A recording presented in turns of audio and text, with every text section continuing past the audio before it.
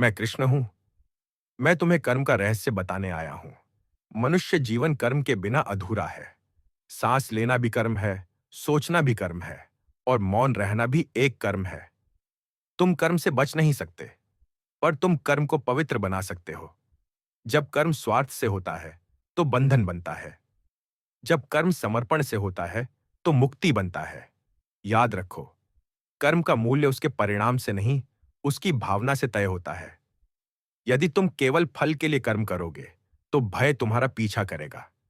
यदि तुम कर्तव्य के लिए कर्म करोगे तो शांति तुम्हारे भीतर जन्म लेगी।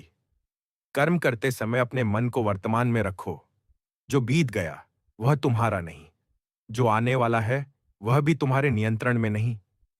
तुम्हारे हाथ में केवल यह क्षण है, और यही क्षण तुम्हारा धर्म है। अक्सर तुम पूछते हो, अगर प्रयास के बाद भी सफलता न मिले तो?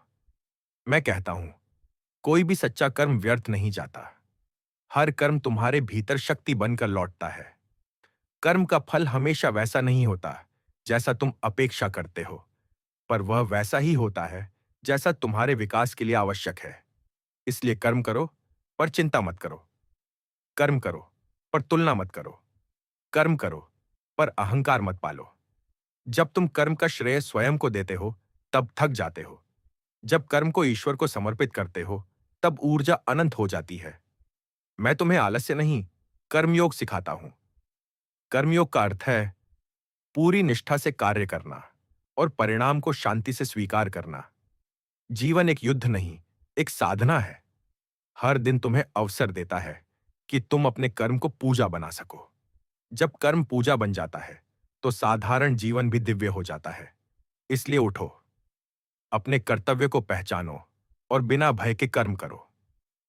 मैं हर उस व्यक्ति के साथ हूं जो ईमानदारी से प्रयास करता है। तुम अकेले नहीं हो।